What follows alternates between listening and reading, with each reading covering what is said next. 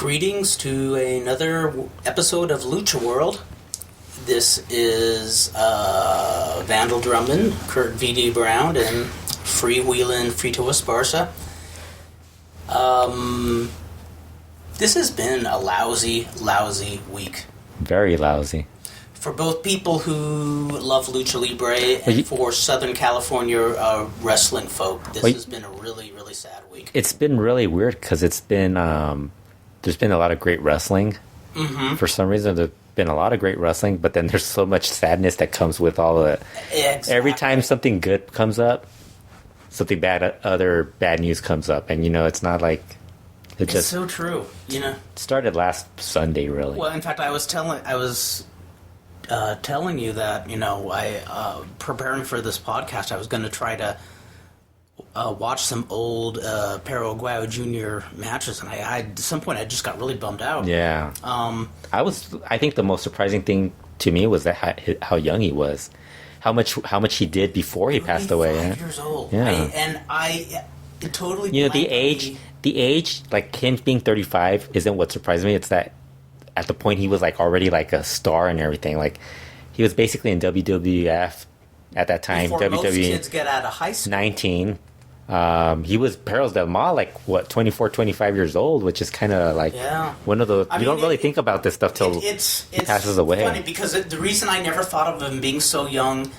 It's been around for a while too. So he has, but correct me if I'm wrong. His first match was in L.A. Yeah. Now, he had that one Olympic match. Yes, with Juventud Guerrera. Yeah. Now, the funny thing is, I know the commission, the California State Athletic Commission, had no authority over pro wrestling for 5 years. But I still had this old school train of thought that, you don't start wrestling till you're 18. Yeah. Because you had to be 18. Have your parents' permission. Exactly. I don't think you can't do that for wrestling. There's a way some guys did get their parents' permission. They got fake IDs made up. Yeah. Not so they could drink, but so they could wrestle. That did happen. Yeah. But no, it just. I know there's a lot of wrestlers. Especially in the days of yore when they started their careers when they were 15, but. I think Rene Guajardo, somebody told me he started at like 14 or something like that. Wow. Well, Rene Guajardo? Mm-hmm. Wow. That's what I was... Well, there's some guys who start about that age, 13, 14 years old. Yeah. But, You figure if they're like a second generation kid, they've been around the ring since exactly. like they were 6, 7 years old. There's a lot of guys who I'm sure were doing bumps in their sleep before they were in third grade. Yeah. It's like... Well, Superboy was doing Maromas in the ring when he was 4 or 5. Well, that's what they were showing. Someone posted a video of the Perro Aguayo video. Remember, he did a special on, I can't remember what. Was that when they had the series of specials? Yeah, there was one on Aguayo, one on Hijo de Santo. and all those guys. And his, the only thing I can't remember, I haven't watched this in like decades probably, but they were showing at the end that he has his son training because he opened a wrestling school in Tala. And, it's his son and a bunch of other kids, and you see his little son, Perro Jr., wrestling like this older kid, and he's taking him down to the mat and everything. So, and he's talking about Perro Aguayo Sr. is talking about how he thinks more parents should like get their kids more involved in sports and stuff to get away from drugs and all this stuff. Wow! And it's like you're just hearing all you just see Perro Aguayo Jr. at that age, and it even hurts more that he exactly. I saw the picture that I thought of right away when he had passed away was. That picture of him... the sombrero? Not in the sombrero, but the one when he is 2 years old next to Abdul the Butcher and his father. Was he smiling? No, he just had these little doe eyes, just this little innocent eyes, and here's Abdullah to the left of him, Perro to the right of him, these two badass-looking guys, and just this adorable little kid. I can't remember what wrestler was saying that when he was a kid... He was around so many wrestlers, and it just didn't seem weird to him to have wrestlers around. It might have been one of the Guerrero. It was Chavo Guerrero Jr., wasn't it? It was, we interviewed him, and he was talking about how he didn't really like. He would have these heels, and he just never really thought of it that way. That you grow up with it. It looks he was normal. used to it. Yeah. Well, in fact, I remember. I'm loosely paraphrasing, but Bret Hart said something about wrestlers came over all the time, and they just seemed like. Well, I think that's why it was brought up with Chavo Guerrero, because you actually mentioned that to him. That's right, because the one wrestler that did look unusual and scary to him was Abdul the Butcher, because he had seen what he'd done on TV and was terrified of him, which I could understand. Until you hear him talk, I heard. Yeah, I know. When I was a kid, I thought he was the scariest guy in the world. Me too. Him, Ox Baker, and Ernie Ladd. And I always thought Ox Baker was scary until I heard about the patty cake fight he got in with Haystack Calhoun in a dressing room. And you know. But I assume you've probably watched the video numerous times, like I have. Well, you know, I actually had the misfortune of being up at that time when. That's right. When he was going through the accident and then him passing away. Because what I remember is. My head was already spinning because earlier that evening, that was last Friday evening. Yeah, and I was just going through that. I was reading all of the stuff about Cincinnati Red. I went on Facebook and I was reading everybody's info, because I mean, there's a lot of guys who aren't right now in the area, like Kevin Kleinrock, Samoa Joe. Yes, who were mentioning him passing away, and I was like, wow, what happened? So I go on Samoa Joe, one of his students. Yeah, so I go on Facebook and I start reading everybody like Logan X, who wrestles here, wrestled locally, you, Dan, everybody else. And I was like, wow, what's going on? It totally caught me off guard because I didn't know him, but I mean, still. Yeah, I knew, and I only knew him so much. This is funny. Cincinnati Red. The first time I recall seeing him wrestling was at one of Johnny Legend's shows. Although I've talked about this show before, but this was the most. When I talk about my low point as a wrestler. When was that? I would say 96. Okay. So he must have been just early kind of 20s. Yeah. It was at Burbank at the Hilton, and it was part of a media convention where people are trying to showcase like modern media, antiques now, but and as part of it, Johnny was going to have some of our incredibly strange wrestling going on. Well, we had matches, and there was a match, and there was Larry Rivera and Danny Wolf doing the commentating, and they were the only audience. Really? Wow. There were a lot of people in the room, but not one. I kept looking. Nobody was watching the wrestling. Yeah. They were playing video games or nobody was even looking at it curiously. They were walking by it. Because I remember I wrestled Frankie D, and I don't recall who Cincinnati Red was wrestling, but I remember just seeing this burly guy, and first thing I thought, we're going to see a lot of forearm smashes here.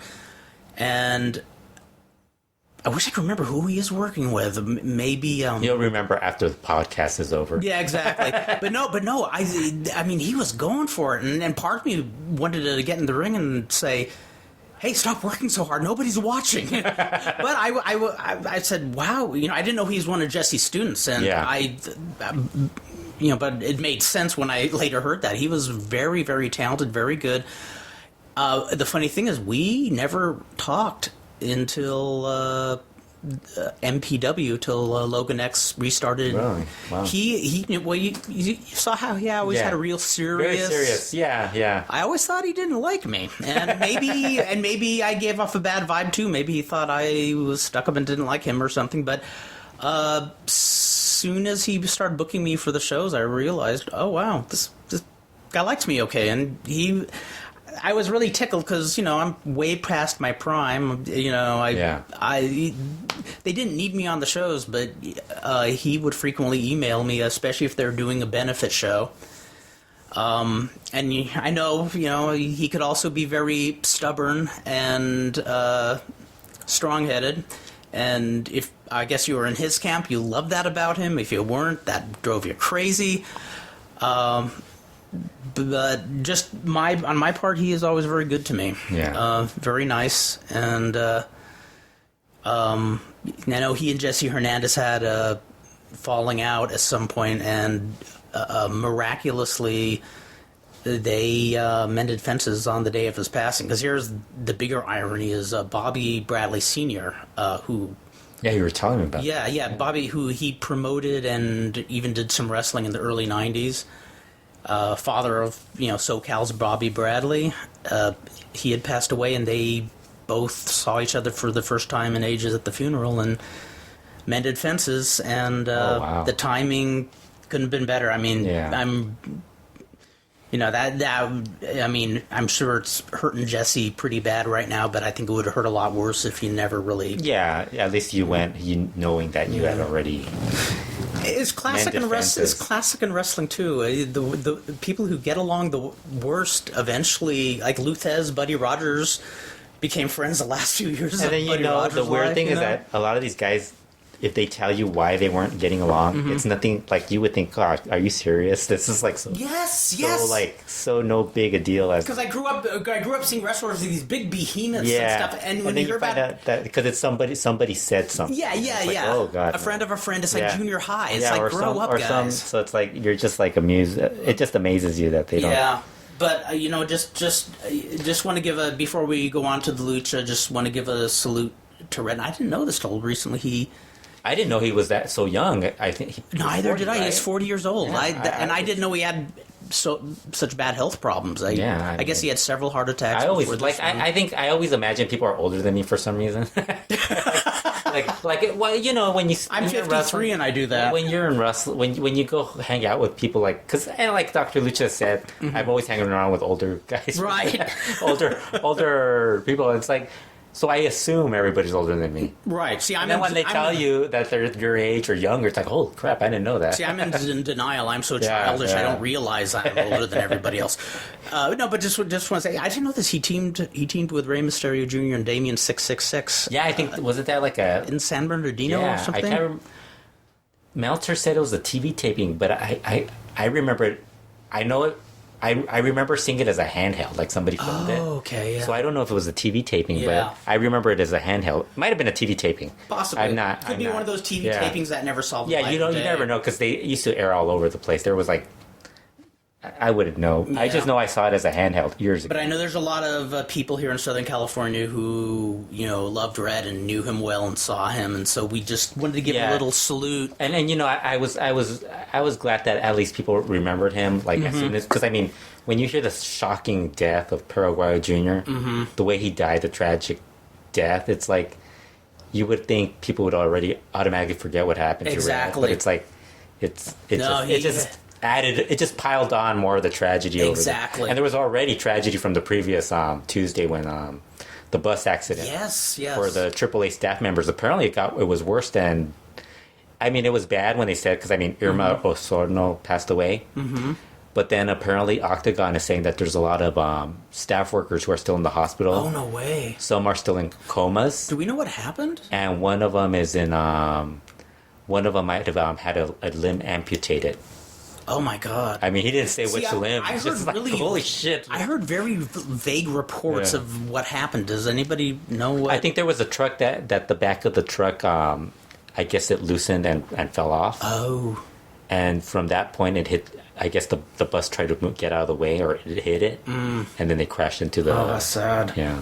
Wow. Yeah, no, but I heard it was bad. I heard it was bad from when they brought it up. It's just been a really sad week. Somebody dies, it's bad. Exactly. Anyway, and see, what I'll always remember about last Friday was I remember just being on Facebook and seeing that Red was in the hospital, and I was in line for an In-N-Out burger, and by the time I had gotten my burger, I refreshed it and he had died, and then like the Rey Mysterio story, the Hijo de Perro Aguayo story. Well, Rey Mysterio is kind of part of the story, but Hijo de Perro Aguayo story.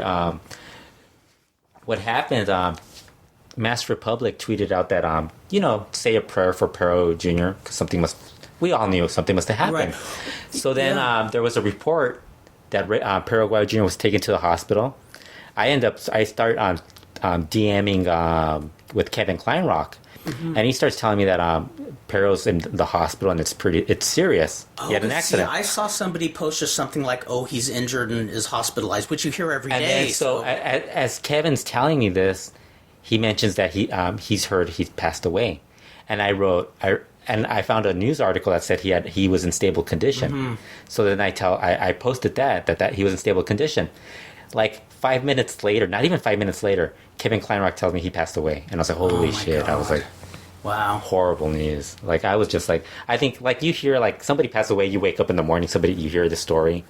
It's not the same. It's not the same as you're hearing from somebody and they're telling you that they're getting the information from friends who are actually at the hospital and telling them what's going on. I was shocked getting up the next morning and going on to, And apparently a lot of people went because, I mean, they were going to have like a tribute for Rey Mysterio returning to Tijuana. Right. So you had a lot of the wives, the family members going to the thing. Conan's wife actually went. Yeah, I read And Conan's wife is a sweetheart. We met her. And Very she's nice a very lady. nice lady. Yeah. You can't imagine. I mean, you feel bad for I feel somebody bad. who's not in wrestling. I feel bad for everybody involved. Yeah. I mean, just and like has been pointed out that Conan was there when Brown Davies died. Yeah. And he's lost. He was in the ring. He was in the ring when Pentagon, the original Pentagon, who was Esparza Jr., overdose, did the black flip and almost died in the ring. Was that the one where he was temporarily dead? Yeah, where he was temporarily dead. Okay, yeah. He was there. I think everybody was targeting. There was this one person who asked, "Oh, this is gonna," because the initial story, and this is what happened. Rey Mysterio, what was mentioned by a lot of people early on was that Perro Aguayo Jr. had moved out of the way of a 619. That was the initial story, and everybody got that. Oh, he killed him with a 619. Nobody ever said that. Like the initial reports, nobody said that. Wow. Just people read that wrong or translated it wrong. It was, and even afterwards, as I was writing it, somebody told me that wasn't what happened. That he fell and he was already like knocked unconscious. And once you watch the video, you see it's obvious he was already. Before anything happened, he was already. And that's the funny thing is, I think everybody wants to rush to have an answer.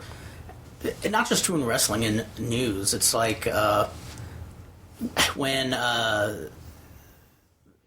Gabrielle Gifford was shot in Arizona. Yeah, I remember hearing the report on the news that she had died. And in this day and age, everybody wants to be the first ones to get the story in. And she had not died, obviously. The other thing was Columbine, the whole trench coat posse thing.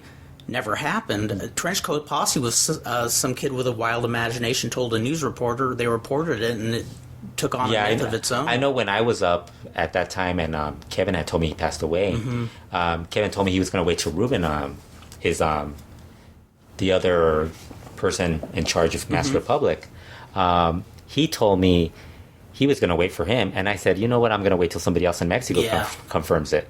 And sure enough, like I think it was an hour later, somebody confirmed it. So then that's when I actually wrote that article that I wrote on LuchaWorld.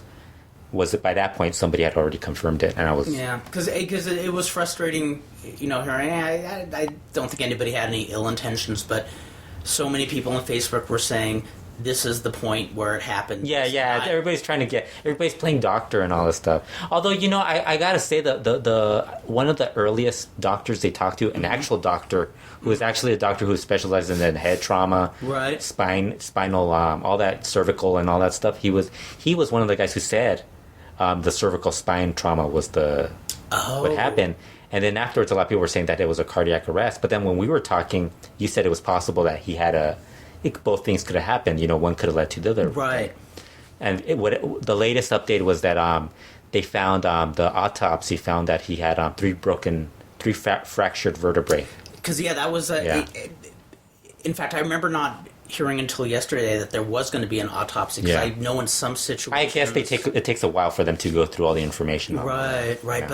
Yeah. But they're still investigating they just want to make sure that they get everything cleared up. Yeah, that's the funny thing is there's all this will Rey Mysterio be charged, but that's not what I think. This is where people are so stupid. They're not investigating to send them to prison. They're investigating so that they could so they could tell everybody what happened, and can actually give a proper report of what happened. It's not placing blame on everybody. In fact, one of the most famous tragedies in lucha history was Christmas Day 1979 when Sangre India died.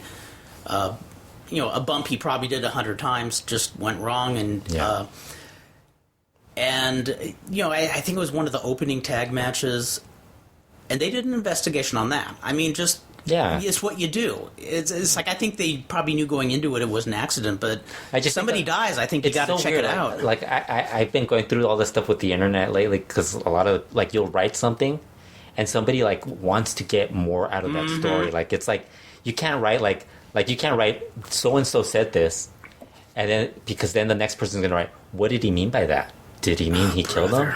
People have to read into stuff. It's like they always have to read into more of the story. It's like no, it's just you telling the story, and it's like not there's no more to not more. And it's funny because again, Facebook. I mean, I love Facebook, but boy, people drive me crazy on there. And some people were rightfully saying how the media is misrepresenting the whole story. People are, like you said, quick to get a lot of misinformation out there. Yeah.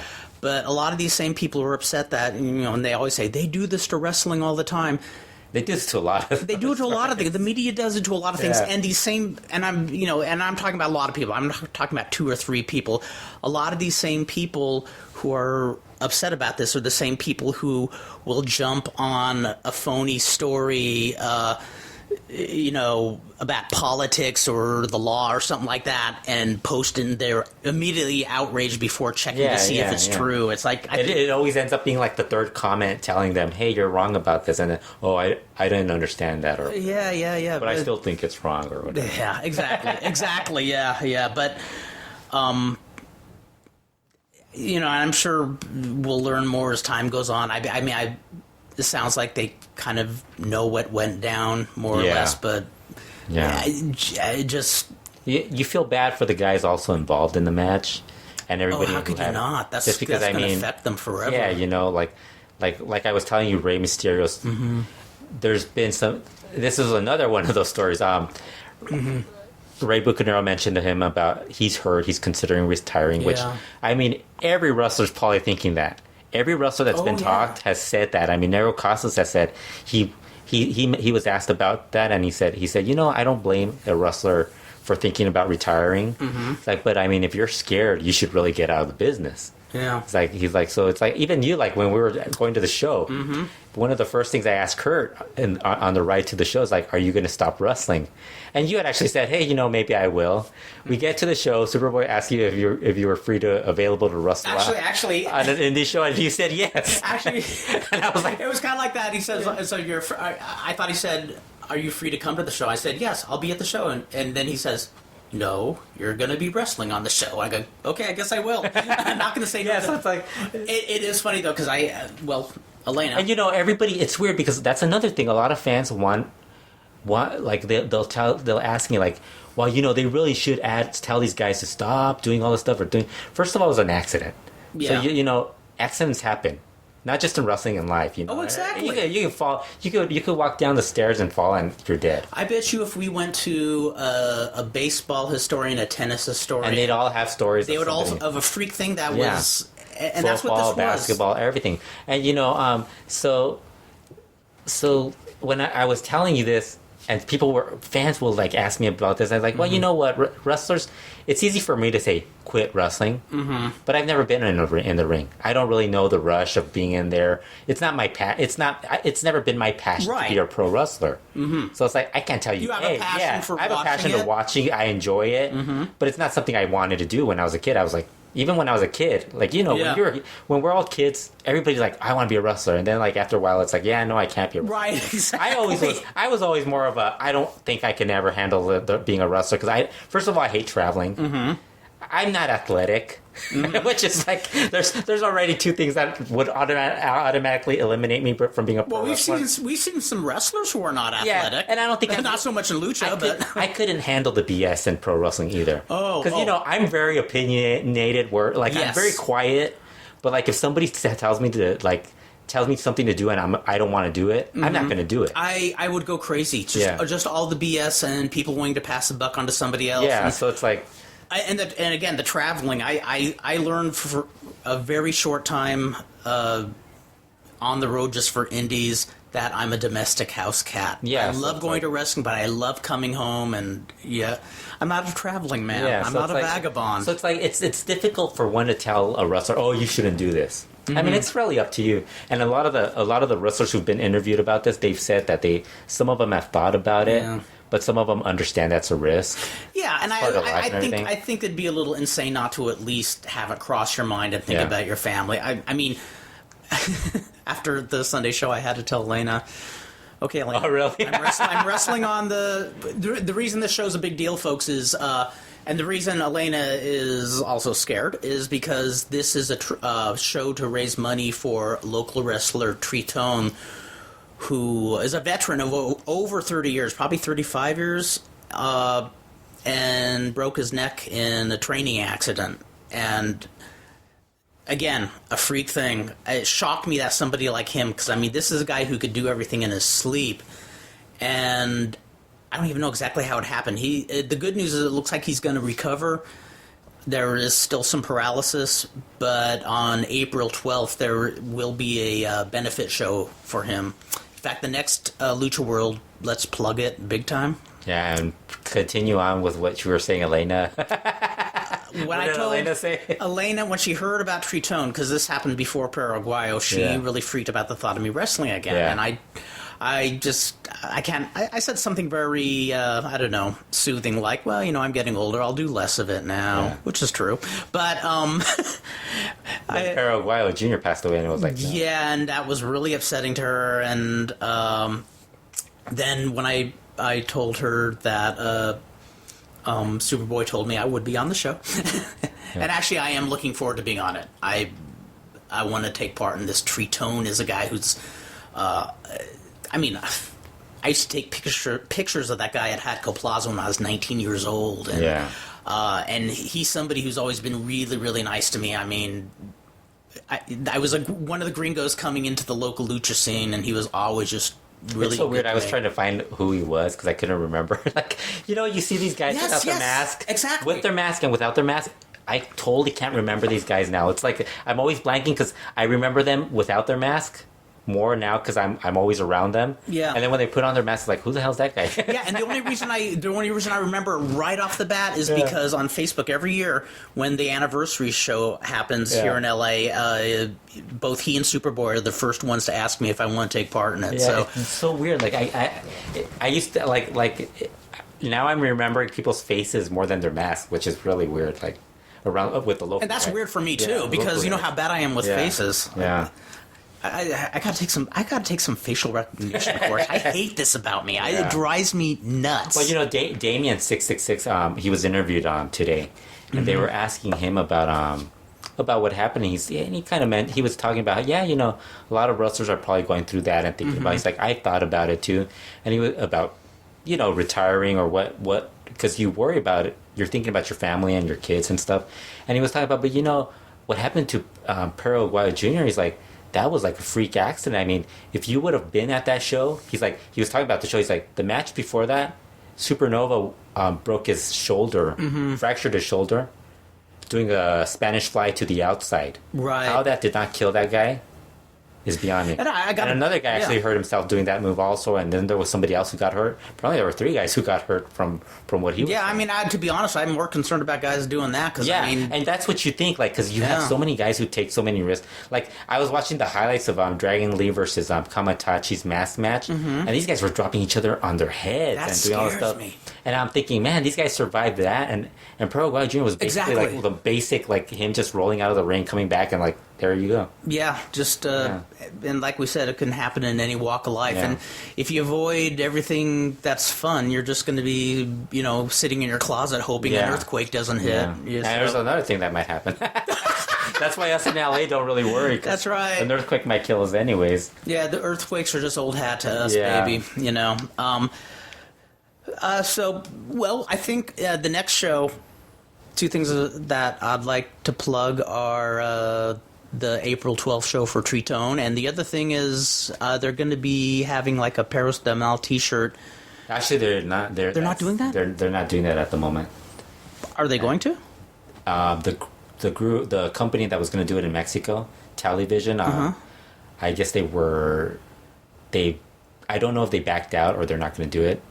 Oh. And Master Republic's going to try to talk to Perro Aguayo Jr.'s family. Okay, yeah, because See if they if they are selling that, it'd be Yeah, I nice don't know. to try to pump those Yeah, up. You know? I know, because that was, speaking of one of the things I was kind of like, Oh, going through with gotcha, the internet. That was one of Wait, because the first thing, Because it's hard because somebody tells you, and I don't want to bug the guys from Master Republic with all these things like trivial things. Because to me, I mean, a T-shirt is my whole thing when they were telling me about this. I said, a T-shirt. Am I really going to worry about a T-shirt when the family's currently mourning the death of a son, a husband? Yeah, No, but I'm the not, reason we want the shirts is because the money's supposed to No, go but to them. I know, but Yeah. what I'm saying, I don't think the family's really at that point where they're thinking of that. Exactly. So it's like you just wait. I thought it was too soon when they started saying that. Really. They probably did jump the gun. I think I mean, they might good have jumped the gun. intentions, but just Yeah, I think they might have jumped the gun. Yeah. That's probably something that has to get resolved. Because, I mean, people forget, we live in an age where, trademark and copyright and all this stuff exists. Oh, people go lawsuits and bananas stuff like with that. it. Yeah, You got to do everything like legally. it's the most Yeah. litigious age Yeah. ever. At least I assume it is. The other thing I guess we already talked. I think we've heard a lot of people talk about Perro Aguayo Jr.'s passing and all that stuff. Mm-hmm. But one of the things I kind of like enjoyed from really the sad part was a lot of the Rustlers remembering him, and they were talking to Rambo, and he was talking about how when he was back in the day in El Toreo with the UWA promotion, he was talking about how he used to walk to the locker room, and in the hallway he would see Perro Aguayo Jr., Tejano Jr., Los Traumas, Oh, no way. all as kids, waiting Wow. for their fathers and everything. Traumas, for those who don't know, is Negro Navarro's Yeah. kids. That's adorable. Waiting for dad to get off Yeah. work. So he was saying he's known the kids, all these kids. He's like, I've known all these kids since they were like little, and he's like, so he kind of like got him a little bit. And he's like, so yeah, it's kind of hard to like. Oh, it's gotta know about hurt. this stuff. And I keep thinking of Perro Aguayo Sr., who, I mean, here's a guy who, I mean, he is probably one of the most banged up wrestlers, but he got through it and he persevered. I thought the story about them not wanting to tell him was so like, but that's a very old school thing. But the last couple of years, you could tell he was. I mean, even like his last year's wrestling, you kind of tell he was already starting to like. You started noticing like his motor skills were a little slower because he wasn't as. I mean, age. Yeah, he got older. It happens. We have a lot of luchadors who still wrestle at that age. This is true. That are showing it as they wrestle when they really shouldn't, like beyond. No. There's some who. Yeah. Well, like you said, it's. It's funny. I remember, was it Chris Jericho who said it's like the mafia, you never get out? Yeah. See, there's a good analogy, but it's off. It's not quite. It's a little off kilter. What I compare it to is like an act of nature. You can swim upstream, but you're going to get pulled back. Well, it's weird because I know a lot of like when people getting back to the part where everybody was saying about why they should get themselves checked, have more they should retire younger and everything. But like if you hear a lot of the luchadors talk, like a lot of them say that's where they'd rather die. Like in the Dr. Jerry Graham said they he wanted all to said die that. there. Like, Nero Casa said that. Like they were asking him, they were interviewing him, and they asked him if he's thought about retirement, and he was saying that he said like he's like this past weekend he's like more than usual, but he said really he's like I love what I do, and as long as people want me in the ring, I'd be happy to continue. Wow. And he said really like the saying dying in the ring. He's like although they say dying in the line. Like in the line, like something. The ring sounds more poetic, more of though. a ring than. Well, yeah, and I could see how if say he passed away in the ring, it'd be heartbreaking and sad. But so much of the family is in the business and live the business. Yeah. I guess it wouldn't be tragic as much as it would be just sad. Oh. I mean, because there are people who would love to die in the ring. They had this other show. They had this other thing interview where they interviewed. They interviewed Nero Casas, and he had Zacharias Federico sitting. I saw the photo. So Mark Cole brought this up. He's like, it's kind of weird seeing Zacharias Perico next to him as he's doing the interview. But if you notice, like before he does the interview, Nero Casas kind of walks away emotionally. I kind of think what happened was they asked Nero Casas to come back, and he asked somebody to like. I think maybe Zacharias Perico was the only one there that said, hey, I'll sit with you so you could, right, exactly. So you won't be there alone or something. Support. Yeah, a little support. That's nice. Yeah, but everybody, like Blue Panther was like just talking about how he couldn't believe what happened and everything. He's like, it's still a shock, Yeah, and I bet you there's this weird survivor's guilt for the old school, Yeah, because they all missed because Blue Panther said there's not going to be another Perro Aguayo Jr. Yeah, because of what he did, and the charisma and everything he had. And that's something. He and his father were both supremely charismatic, yet they were two very different wrestlers. Yeah, and it's weird because I remember when people were saying, "Oh, Perro Aguayo Jr. surpassed his father," and I was like, "Well, it's going to be hard for him to surpass his father because, his father, at that age that Perro Jr. passed away, he still had like 15, 20 more years of a career." It looked like his career was just going to get better, and this looked like it was going to be a renaissance period in AAA. Perro Aguayo Jr. I think there were like 3 or 4 years where you kind of like wondered, I think he might be done. He might be over. Like his career might be, he might just be somebody who's going to stick around, right?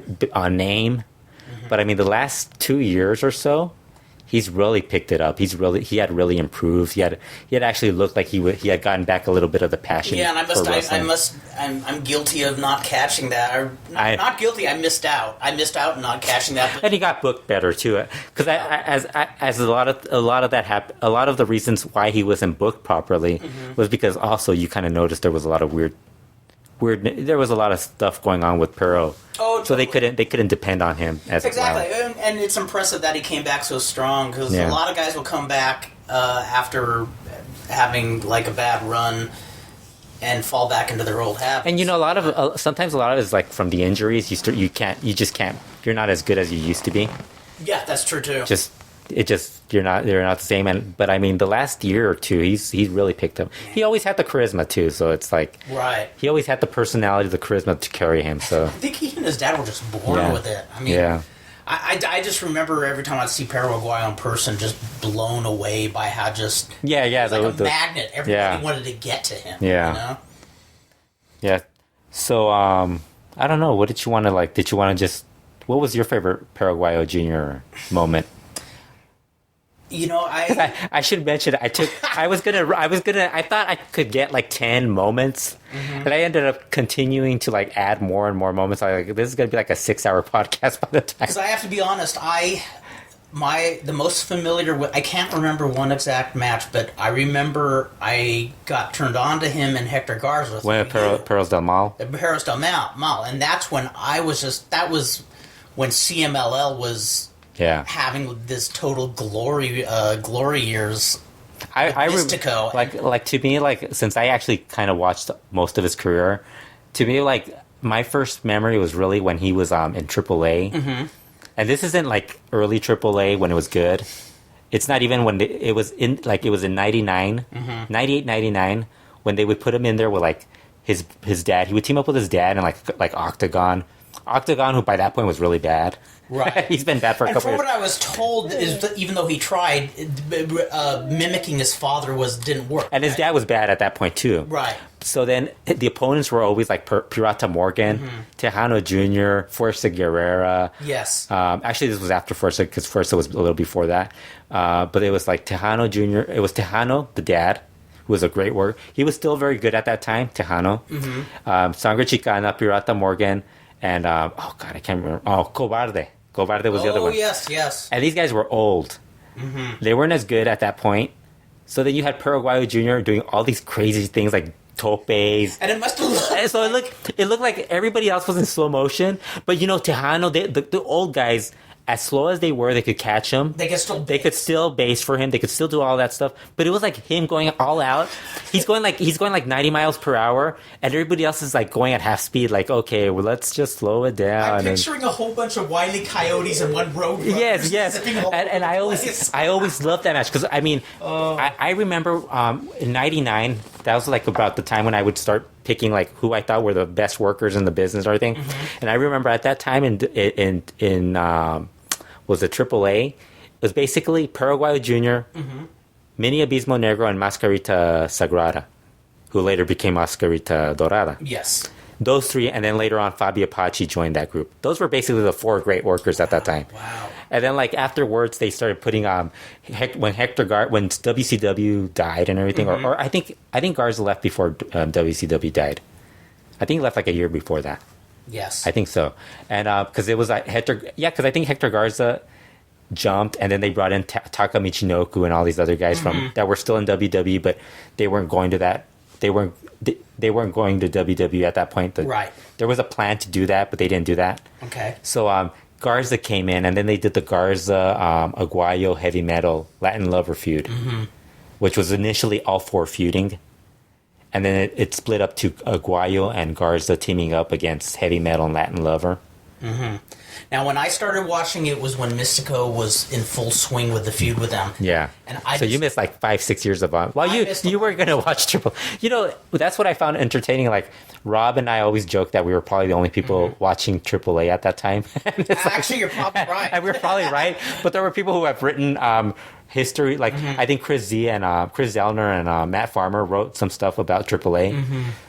I don't know if they actually watched all that stuff, but I could I think Rob and I would probably be the ones who you would ask about like the weirdest stuff about AAA You'd at be that one time. of the few two go-to guys. For yes. Good details. And I think Rob would remember more than I would. Yeah, and I look back with embarrassment. Of course, the running joke is I don't watch much wrestling, but and then Aguayo jumped to CMLL, which actually that's really where it when he jumped to CMLL, because I think what happened with AAA was he basically became a star. Went in that feud with Latin Lover and all those guys, feuded with El Dandy, and then when Aguayo, his dad, was in CMLL, that's when he jumped to CMLL also, and that really took it to a new level. What I remember most is coming over here at Walnut Kills, and I would be seeing 6-man tag after 6-man tag, all involving Mystico and Hector Garza, Perro Aguayo Jr., and was it Ultimate Guerrero at the time? Ultimate Guerrero. Yeah, I think they did a lot of mixed stuff. Yeah, but I remember, and I think you showed me one singles match. I want to say it was Perro Aguayo versus Mystico. That was probably. I don't remember much of the match, but I remember just being blown away. Yeah. I was excited because CML had not looked good in so long. What was so interesting when Aguayo joined, he was supposed to be the top baby face, and he was for a while, but people started booing him. And he basically, I even made the comparison. If you want to know what Perro Aguayo Jr. was like at that time, and you haven't watched that stuff, and you're watching current CMLL, picture Rush, but in a hotter period of wrestling. That's a very because when Perro Aguayo Jr. turned, that's basically what happened to him. Fans turned on him, and he actually accepted it and became a heel. Like his heel turn on Hijo de Santo was great. Him breaking the plaque and saying that his dad was a bigger star than Santo and all this stuff. Yeah, which I mean, some people you can make an argument. But I mean, nobody was as big a star as Santo, and and I think even if Santo's angel came down, he'd say, "Wait, great angle, yeah." So, but you do that to build it up, and then that really led to the whole Perros del Mal and all that stuff. And that's something I think, especially in Mexico, but even in old school wrestling, I don't know if you ever heard about when Jeff Walton was Tux Newman, the manager. And accused Andy Kaufman of accused Jerry Lawler of killing Andy Kaufman. And I remember just what the hell? Well, you could get away with that back then. You could, but here's the funny thing is, even back then, I was thinking, because Dave Meltzer, knowing I was SoCal, sent me the tape without saying anything. It says, "Kurt, you got to see who's the manager." And I'm going, "Oh my God, that's Jeff Walton." It was before everything was... Yeah, where you could get everything easily. On tape right away. And... he was great as a manager, but when he said that, I'm going, whoa, that is weird. And then... That's just wrong. Yeah, exactly. That's what I thought. But I'm done with wrestling. I talked to Dave Meltzer, and he was friends with somebody who was close with Andy Kaufman. They liked it. Yeah, he said, I guarantee you, Andy Kaufman would, if you had a camera in his coffin, his body would have a big grin breaking out, and he'd be so happy. Jeez. Hell, if somebody did an angle off of me after I died, not that they could do anything with that. What I found really interesting was a lot of people were wondering if CMLL was going to do a tribute for Hijo de Perro Aguayo Jr. Hijo de Perro Aguayo, since Yeah. he was in AAA, and I thought to myself, well, I didn't think about that. I thought, of course they are. They're, Yeah. he was a huge star for them. Exactly. I mean, and there's still people in the promotion who were not only part of Perros del Mal. I mean, people forget Terrible was part of Furia del Norte and later Perros del Mal.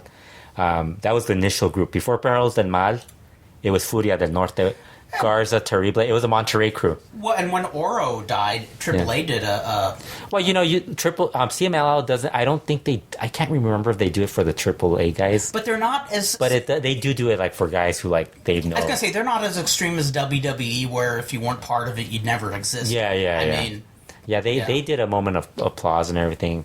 I mean, but that's because you have a lot of ex AAA people in the promotion, in CMLL, and then you still have a lot of guys who were in CMLL who worked with Perro. well, guys who were really bonded with him too. I mean, Mr. Aguila, Ray Bucanero, Ultimo Guerrero. And I don't think Paco Alonso would be very popular if he said, Yeah, "No, guys, we're not." It's bad. yet." It's bad enough he doesn't. He catches heat for not letting these guys work independent shows. Like that's why they're working independent shows. Like, Yep, Plus, yep. they're not. They got to make money, somehow. Well, not a heck of a lot of, news to go over. In comparison to this. Well, we should talk about Rey the Reyes, since that actually. Okay. Well, And I only saw that one match. we should talk about what happened. They were supposed to run the show on the what day was it? The 15th. The 15th, Sunday, the 15th. Mm-hmm. They were supposed to run Rey the Reyes. It was going to be on iPay-per-view. Mm-hmm. And you know the history of iPay-per-views? iPay-per-views, Yes, AAA, it's not a history. Well, we got some. The one bright spot was that the iPay-per-view actually worked. Mm-hmm. So you And can that see is the rain coming down? No, actually, yeah, actually, that it did work that day also. No way! Because they held I think they held the press conference. They mentioned that I think they came out and said that they were going to run the show because of what was going on with the rain, and then they were going to run it on Monday, and then on Monday they held a press conference and apologized and everything that they would run it on Wednesday, and then all this tragedy happened on Tuesday, the bus accident and all this stuff that I said earlier, and on Wednesday they ran the show. And you think it actually was a good show, but I think everybody forgot about the show with everything that happened afterwards with Perro Aguayo Jr.'s passing and everything. Before I heard about Perro's passing, and people were saying, well, they technically did Rey de Reyes, but it wasn't what. And it was already bad. It was already a bad situation with the bus. I actually saluted them for pulling the show off. Yeah. It wasn't what it was supposed to be, but It was like, and it was actually a pretty good show. I mean, if we're going to talk about the wrestling side of it, I mean, the Rey de Reyes match with Tejano, Aerostar, Psycho Clown, and Macias was really good. Dave Meltzer did not I don't think he liked the Viano 4 versus Blue Demon Jr. match. and you enjoyed it, right? I thought that was great. And there was a lot of people who if Robbie Hari liked it, and he's not, he's one of the guys who's like the old. He's more of into the high flying. Right. I was gonna say I'm mildly. And he's not the only one. There's a lot of other people who are more into the high flying because it was a slow match. Like if you watch the first 10 minutes of the match, it was really slow. Yeah. Because even for me, that's a little too slow for me at times. Yeah. But it was well worked. Like it was worked towards the end. They brawled. They did all the stuff that they usually do, which was great. The main event was actually pretty good too with Perro and Pentagon. I did see that. That which, was enjoyable. It was kind of sad afterwards. The cruiserweight match, Phoenix versus Fantasma, Hijo de Fantasma, was really good also. Actually, the entire card was, I think, the one bad match. There was one bad match, and it was the Hal Brothers match. That was the really bad match. That was really bad. Really? Yeah. Yeah. We don't have to comment on that. Okay. Just let it be. But the rest of the matches were between okay and good to great. It's funny, and I probably beat this to death, like flogging a dead horse. But when we talk about those old schoolers doing hold for hold, and I know what I'm going to say is not going to have any impact on the business, but I still think that you can do some of these really bitch and flying moves, but mix a lot of this hold for hold, do some brawling, do the flying, so you don't beat the hell out of your body every night, because sometimes it just seems like... I even hate using the word spot fest, because, what they're doing is incredible, and it's great to watch, but I think they can still be as entertaining. Did you talk about the Hell Brothers about this? Because the Hell Brothers don't do any of that. Are they entertaining? You do know who the Hell Brothers are, right? Who are the Hell Brothers? Cibernetico is one of them. He does nothing in the ring. That's the problem. Then power to him then. Power to him. He's really bad. Does he get over? Oh, I should mention they canceled the Alberto El Patron versus Cage match, the Brian Cage match. Mm-hmm. They canceled that because they had commitments. Apparently, Alberto actually has an injury or something. And that's why he couldn't. Yeah, something like that. And so the Rated Reyes match with Tejano, Aerostar, Messias, and Psycho Clown was really good. Does he get over? He's been around for a long time. Yeah. So I as much as I'd hate. I was just wondering who you were talking about when you were saying that. I was no. I was like, you do know the Hell Brothers don't do any of that. No, I'm not. I was not. Averno. I was referring. Actually, Chessman does do a lot of that stuff, but he didn't have to do that in this match. I'm referring to like the Supernovas, the guys. I'm talking to the guys who are flying all over the place and just. I mean, it looks cool. I'm not going to say it doesn't, but if you did only a quarter of those flying moves and threw in some wrestling and a little brawling too, don't you think people would be entertained? Well, you're worried about guys doing high spots when it's Dragon Lee and Kamatachi, and I'm one of the people saying they're doing too much. I'm almost scared to watch it because it's like I'm probably one of the people who can handle that sort of thing. Because I mean, to me, if it's a good match, it's a good match. Yeah, it is. Like I know, like when Meltzer would hate. For whatever reason, Meltzer hates high spots if it's a high-flying match, if it's done by luchadors, but he loves it when Dragon Gate or New Japan does it. Which I don't get. He'll or an indie show. Like, he'll go to PWG. We've been to PWG. Mm-hmm. PWG does way more shit than lucha shows. And I mean, and Meltzer will rave about it, but then he'll shit on Sombra versus Volador for doing it. And that's where he and I disagree big time. I don't get it because I watch some of the New Japan stuff, not enough where I can give you it, but... And New Japan, I mean the strong style, not and the. And I know he has addressed the shots to the head. Yeah. But he seems to. He's very inconsistent in it. Yeah, he seems to focus a lot on the injuries that the luchadores can do from flying, where the shots to the head in New Japan. I think he should be addressing every week. He's Larry Zbyszko. Have you heard Satanico's turned into Larry Zbyszko also? What? Yeah, Tell me. He doesn't like he worries about high flying. The luchadors doing all the high flying that they might not last 3 or 5 years in the business. I'm like, dude, imagine if Satanico was hearing the young Satanico hearing old Satanico say this. Because young Satanico was known for doing a lot of dives and stuff. That's not a lot of dives, but he would do the big dive. And older wrestlers back then weren't doing any dives. Like every minimal. Well, see, the older guys, like the old guys, wouldn't be doing that. Yeah, they would do dives to climax them. Yeah. That signifies. But I'm talking about the older guys when they watched those guys back then. Oh yeah, they would be complaining about that because you read lucha magazines going back to the '60s. There were guys complaining about those style back then. And you know what? That was going back to I guarantee to the beginning of the business because one of the it was hard to find books on professional wrestling when I was a kid back in the 70s. But my library had several, and there's this one called The Magnificent Scufflers, which was an interesting mix of fact and fiction. But the funniest thing, this book was written in 1959, and what did all the old wrestlers say? Oh, these young wrestlers are a bunch of garbage. It's a bunch of phony stuff, and forgetting that their stuff was. They're going to get hurt. Yeah, they're going to get hurt. They're doing more high impact stuff. Yeah. And I know I sound like just another old guy, but I mean, I remember when I knew regional wrestlers here in California. Not really the luchadors, but they had to wrestle every night, and the reason they didn't just do high spots all night long every night is they said, we're not making a ton of money. Yeah. So we're going to work headlocks for a while, then pick up the pace. But that's how it was always done back then. I mean, if you went 110% back then, and also they had to travel in cars. I'm always amazed at the guys who can work 110% all the time. Because there are some guys who you are amazed. And it's hard now because a lot of fans expect you to be that good every single day because of the internet and all the videos uploaded to YouTube. Like the video I posted, the show we went to, Sombra versus Volador. Yes. I thought it was a great match. Mm-hmm. I was worried about posting it because I thought, man, people are going to hate it. Mm-hmm. And because, one's opinion, you don't really know if it's going to be the same. And people actually liked it. Yeah. And So but then again, Sombra and Volador Jr. gave you 110%. I mean, they were really going out there.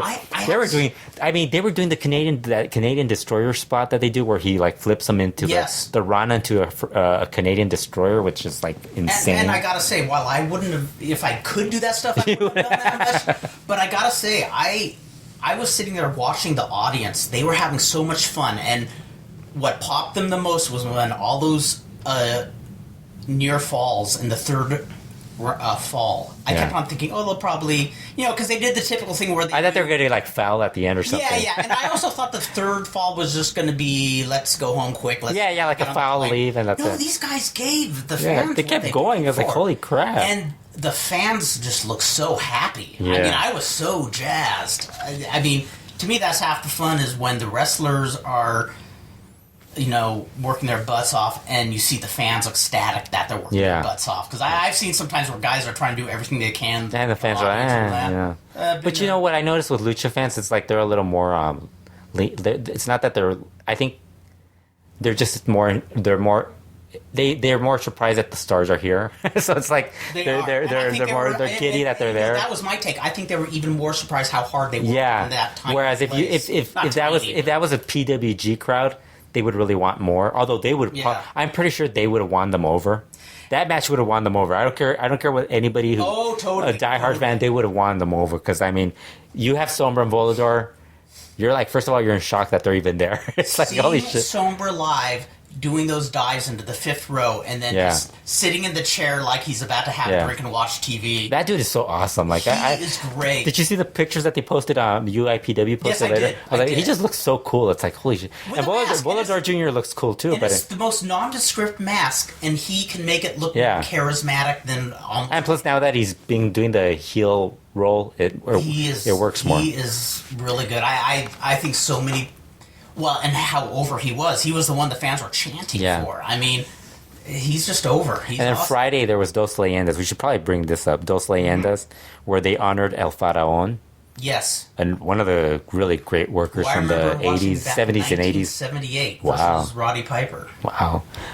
Man, I wasn't even born back then. Just kidding. I was 16.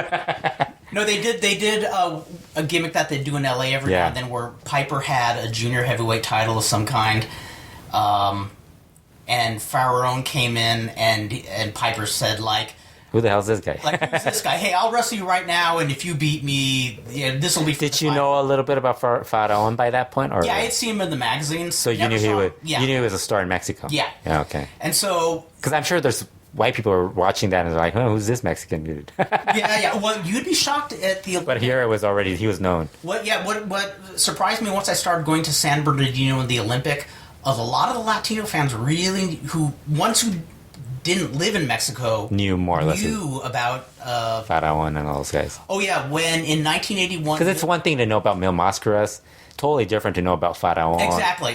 Like, a lot of people knew. I mean, he was unmasked by that point, right? Yeah, he was unmasked, and they did the thing where Piper says, "Come on, try and get me," and of course Faraón drop kicks, body presses, and dazzles him and pins him in like a minute and change. I bet Piper must have loved that.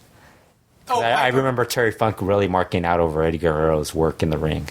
Yes. Yeah, so a lot of those guys who were really like that type of guy, they would actually totally. And Piper was great because this was before he was, in Portland even, where something he didn't show a lot of is he would become a real scaredy cat and run in a panic from people, and he took that out of his repertoire as he got to be a bigger star, but he was hysterical.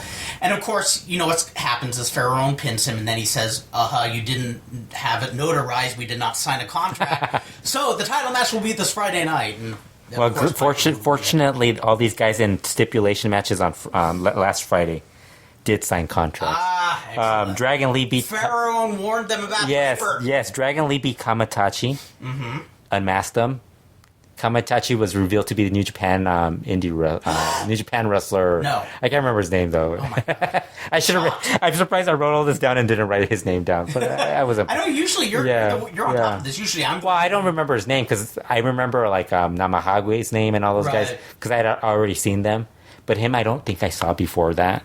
I think I might have seen a clip, but I won't remember him that much. But I heard the clips. Like I said, the clips of that match looked like they were crazy. Like just like a lot of head dropping. He beat him with that finisher. He has the Phoenix Plex, And where that it's like actually, an accordion type of move. And it's not so much the flying that gets me; it's the landing on the head that freaks me out. And what scares me is that it's not just them like falling in on moves. It's like when they do a drop kick, they practically, because they want to do it so hard that they almost land on their head or the upper part of their backs. Yeah. And I think, man, that's gonna hurt.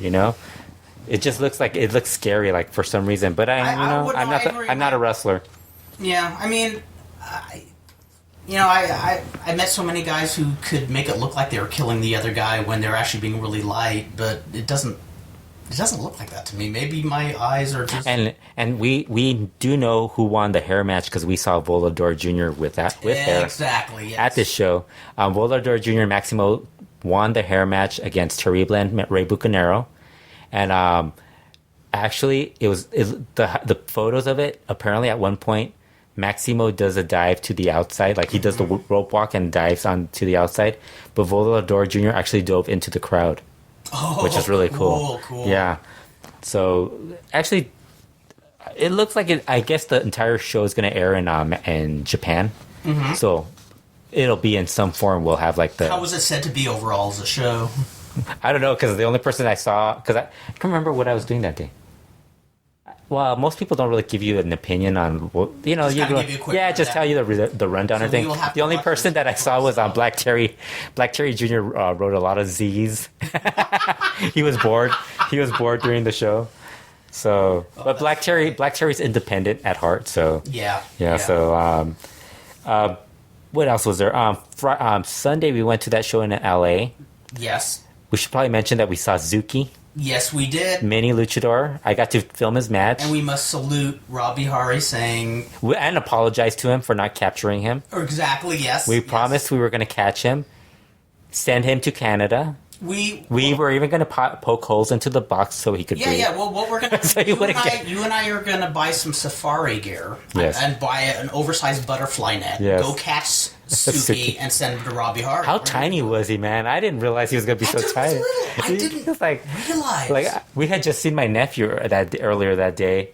He looked about as big as him. No, he looked taller. My nephew's taller than him. Yeah. I told my parents, I think I want to take my nephew to go just get his picture taken with him. He'd love that. Yeah, because I just have him hug him because he's such a ham for the camera too. So that is cool. What else? Actually, there was a tag match that was pretty good on that show too. Los Luchas versus the LA Fuckers. That was really good. That was really good. Los Luchas are Zokri and Phoenix Star. LA Fuckers are Acero Dorado and Shamu Jr. Mm-hmm. That was an awesome match. That was really good.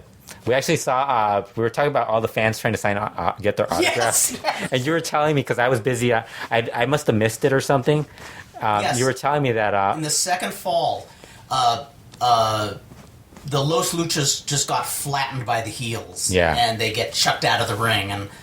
And as they're kind of still getting their wits about them, somebody wants them to sign their poster. And so they start signing the poster, and Acero Dorado just comes out and nails him. Yeah. Just like, don't sign it when you're still selling. Although a lot of wrestlers are doing that. Yeah, and a lot of wrestlers, like Volador and Sombra in between falls were signing autographs and everything. We were talking a little earlier about lucha fans, and I gotta say one of the things that I really love about them is there were some matches that were kind of a cluster and kind of, a lot of fans would scream, "You fucked up," and stuff. And lucha fans are very forgiving. Yeah, they were just and this crowd especially was more than they were others. having fun, man. Yeah, there was a lot of kids, a lot of kids. It wasn't as packed but I think it was. I think what happened when I was filming it, there was really nobody sitting in the reserve section. There was a lot more people on the bleacher area then. Yeah, well, because all the fun people were at the bleachers. Yeah, and we paid for ringside tickets. Because it was $5 extra, and we thought, why not get it? And what happened? Superboy's sitting way at the top of the bleachers, and we went over there and sat with him. We wanted to sit with the cool kids. But the cool thing was I was able to film the minis match, yes, ringside. Cholo, I find Cholo de Tijuana very funny for some reason. I don't watch him that closely. Yeah, so he just cracks me up. Like all the stuff he kept he kept asking the fans if they wanted him to kick Octagoncito in the midsection, and the fans would yell no, no, no, and Cholo de Tijuana would say it's little, don't worry. It's little, and he would make the little hand gesture like it's little, great. it's little, don't worry. Great. I just kept laughing every time he would do that. Oh, that's awesome. Yeah, he was funny. And at one point, Principe Indu Jr. nearly killed Tzuki, and I told Superboy about this. It was basically Tzuki was in the one side of the corner, and he wanted to get to the other side. And Superboy, Principe Indu Jr. was supposed to get in the ring, but he waited. He stayed outside a little too long, and Tzuki's head kind of got stuck in between his below his his lower thigh, and you just see Tzuki push him get out of the way, big guy. But wasn't it? Did you see the spot Tzuki did that I posted on YouTube? No, I didn't. Where he gets thrown on Classic a Shadow, throws him at the corner turnbuckle, at the top turnbuckle. Oh, wait! And I did see this. He grabs it. He catches, he lands on it, grabs it, and then he just crawls like a possum. Yes, I did see that. I take that back. I've never seen that live. People were just laughing when they saw that. That got a big pop. Yeah, that guy's great. Why isn't he in CMLL? Good question. Well, because he's getting paid more in the U.S. You can make more. I'm curious as L.A. Park would say, if you could make more money being a hippie, be a hippie. I'm kind of curious if he's actually getting jobs on TV and stuff like that. Because Spanish television always has midgets and stuff like that. Yeah, one of my godsons went to high school with somebody who's a dwarf. Vertically challenged. I apologize. I think they'd be upset if you said vertically challenged. Yeah. But this guy was in the drama department at school, and he actually finds that he can get a lot of roles. He's also a stand-up comedian. Oh, his name's Brad. Can't remember his last name, but he gets a lot of roles because they want a lot of roles where there's calls for a little person, a dwarf or a midget. And here's one who can actually act, and so he gets a lot of work apparently. Yeah, and I just think because these guys can take bumps and stuff like that, I would think they would get hired by a lot of Spanish television. In fact, the first time I ever saw minis from Mexico were when the Label territory was still going on. In fact, it was the last year they were around. Were these the minis or the dwarfs? The dwarfs. Yeah, and I should mention. People who aren't familiar with the mini luchadors in Mexico, before there was dwarfs. In fact, there were minis and then there's dwarfs. Yes. Enanos, which are the smaller guys who can't really move that well. Right. Okay. Which is what are known as midget wrestling in the U.S. Yes. That's what they were like. The guys who are more athletic, who can work and do high flying and stuff they became mini luchadors. Yeah. These guys were was it? You missed all that. You missed all that from AAA era. When it was awful, they had the minis, and then they would have the dwarf matches too. Andre the midget, God. They had Andre Enano. Remember that guy Gulliver? I remember Gulliver. He came back and did another character in fact, it was the two. He was one of them, right? The two I saw, Gulliver and Arturito were the two, and seeing them live, they actually were good worker. I was blown away because the only midget wrestling I had seen is where, they would bite the referee in the butt and pull his toupee off and chase each other. The one that was good, I remember that was from the U.S. midget was that the Coconut Kid or something, or the Haiti Kid. I can't remember what he was. I think it might have been the Haiti Kid. Coconut Willie and the must have been the Haiti Kid. He had a different. It might have had a different. There were some who could work, but their paycheck was to make people laugh and be pranksters. Yeah. But when I saw Gulliver and Arturito, I'm seeing these guys actually doing these ballsy moves, and it freaked me out because they would. It's the first time I ever saw somebody that small take bumps over the rope and out of the ring, and it just freaked me out because it's gonna kill that guy. Yeah, you missed Dollar teaming up with Peso. Dollar's actually a promoter now in Mexico. Are we gonna have a Skittles versus Sunburst? Peso was a little midget that was trying to team with him. And, of course, this was way before Mascarita Sagrada did dives off the cage. Yeah. But when you'd never seen that before, and you see somebody that small taking a bump off the top turnbuckle onto the floor, Tzuki did a tope. And he's... No, the stuff, what I learned is they can do it all. But Yeah. at the time in the early '80s, I had no clue. You know, I saw Sky Lolo and Little Brutus all the time. And you're like, these guys aren't. It's not that impressive. We got to talk about the other breaking news that happened on Wednesday. Okay.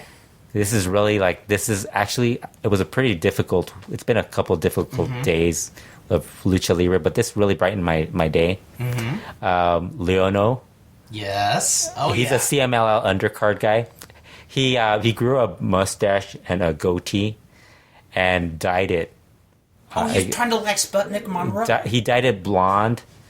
Yeah. And so everybody thinks he looks like Hulk Hogan. But apparently he claims he didn't get the idea from from watching Hulk Hogan. Did he say where he got it from? I He showed me the picture. Yes, What else can he said he didn't. I can't remember what he said, but I mean, who actually would go with that look, basically? Yes. And then he wears the little that headband over his head. Yeah. The way Hogan does. So we're all like, oh no, Leono's a heel now because it's Hollywood Leono Hogan. It can't be and I'm thinking, why doesn't he go with this? He should be like creating a shirt called Leonomania. Get and like ripping it. Doing all this stuff. Like, I mean, some people who get into wrestling are really like, some of them get it, but then some of them don't get it. And this guy is like, he's not getting the part where if you're gonna look like Hogan, go all out, all you the know, way or be a parody of him. You know, worst case, you're a funny undercard guy. As opposed to being a boring, bad undercard as long wrestler. As you get work. Yeah, because that's his problem. He was a good-looking guy at one point. And then grow goatee. No, yeah, then he switched to this. But he was a good-looking young wrestler who I thought they were going to push, even though I thought he was really bad in the ring. But, you know, guys like that are always going to get pushed. Yes. And he really he kind of just plateaued into, like, just being a undercard, lower card guy. And so, like, now he's, like, really boring because he's been around for so long.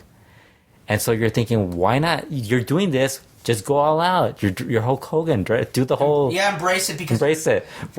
I would like the black shirt with Leonomania, and then just like do a parody of Hulk Hogan, like rip it off and come out like do the power up, power up and everything. Do all this other stuff. That would be my whole gimmick. Like, you know what he should do? He should each week add just one little bit of the repertoire. Yes. Cup his hand in his ear. Like suddenly just like do that, and then like the following week like wear the shirt. Yes. Then like that would be sweet. like not rip it that time, just let another wrestler rip it, and then like the following week he'll be so upset that he rips it off, and then just keep building it up till finally he becomes Leono Hogan, and that becomes his. And then have a wrestler shave his head and eyebrows and redo the Bundy gimmick, with Mr. Fuji. Yes, it could be like the fake WWE guys on as awesome. CMLL undercard.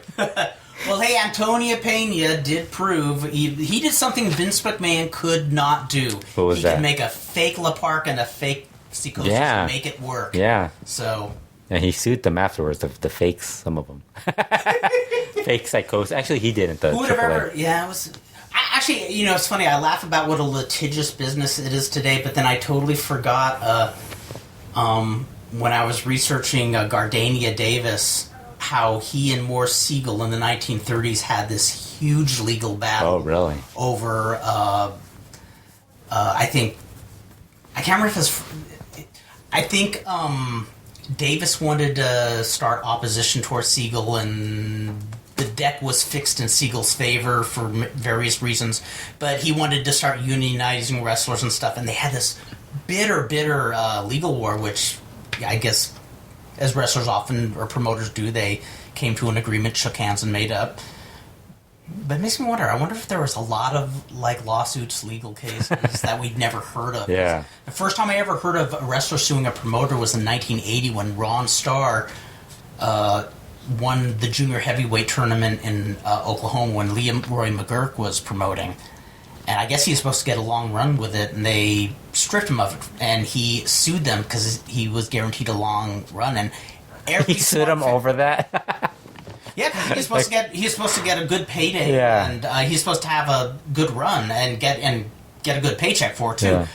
And they decided, I guess, he wasn't marketable. But I remember I liked Ron Starr though. Oh, he was great. Yeah. Well, I saw him when he was older, but I mean, I really. And he was good when he was older too. You should have seen him when he was younger. Yeah. Man. He was. I'm a mark for that whole like looking like he like the beard and all that stuff. Looking Yeah, like the first time I ever badass. saw him, he was just doing a couple of shots in L.A. and jobbing, but I said, this guy looks like the most badass guy Yeah. I've ever seen. Great as a heel or a face, and I believe he is a face for Leroy McGurk, but he said, I was promised that I was going to be given the title and hold on to it for this long, and all the smart fans back then, just their jaw dropped because you weren't supposed to... You're supposed to say that. Yeah, that was before WWE, before kayfabe had died. Yeah. So, and I guess he wasn't blackballed because he had a good career after that. Because he continued for a long time. The Hearts, Anton Leone, although people who got blackballed. He was in USWA also for a while, wasn't he? I believe so, yeah. Hell of a worker. Really good worker. I remember just seeing him in Canada a lot because he was always booked in like Stampede, right? And Puerto Rico too. He was in Puerto Rico. Like the tough Puerto guys. Rico too, wasn't he? In Puerto Rico Yeah. too. Yeah. Well, anything else before we wrap it up? Not really. Nothing else going on. Salutations to the career of Hijo de Perro Aguayo. And Hopefully nobody else has to go through that again. yeah, That's just sad. I just can't get over how heartbreaking the story is. Yeah. I mean, to the family and to, scores of people knew this guy. And Yeah. But anyway, next week we will have 2 weeks. 2 weeks. All right, yes. I should say next show, huh? Well, yeah, just say next show because we might not even do it in 2 weeks. Yeah, that's We right, might that's actually do it in a week, 2 weeks. We don't know. Yep. So we will be back soon, and we'll probably talk more about. We'll probably talk more about Dos Leyendas and all that stuff because we should Leyendas. already see it by then. And Kurt might actually watch wrestling for the I next might watch some more podcast. wrestling. I might have like that really. Lucha Underground. We haven't even talked about Lucha Underground. That's true. Yeah. I haven't watched You haven't watched so. it, right? I've watched every show. I just haven't recapped it. That one episode where I had watched so much stuff. Yeah, it that was one. weird. I felt like somebody. I was channeling a spirit or something. Yeah. But yeah, I think I'm going to watch more for. Lucha Underground is really good too. You should be watching it. I should be watching it, and That and NXT apparently. Although I don't watch NXT because I don't have time to. I don't get NXT, so You don't? It's on Hulu. Oh, you don't have Hulu. nope, I don't have Yeah, Hulu. too bad. Or I might, and I don't know it. You know me. Well, you have to pay for that actually. Yeah. I don't know if it's free actually because some of the stuff they I put. have But my HBO and I play Doom on my computer. they young have man. some stuff that's free. You Yes. just have to watch a bunch of commercials. But yeah, what's that and Lucha Underground and CMLL? You haven't watched any AAA? I have watched nothing. I'm just kind of wondering what AAA is going to do now without Hijo de Perro Aguayo. It's gonna be strange. It's gonna be weird. Just like he seemed like he was like the nucleus of. because their heel side is very weak. It's very weak because the babyface side is And basically this looks like a real turning point in the promotion. the babyface side is Alberto, Mystices, Rey Mysterio. And I don't picture them turning Alberto heel. Yeah, and then the heel side's Tejano and Messias Pentagon Jr. But the plan was Perro Aguayo Jr. was going to be like the main rival for Mystices and Rey Mysterio and Alberto at some point too. Wow. Yeah. Well, we will be back next time. Hope we have happier news to present. And until then, everybody take care.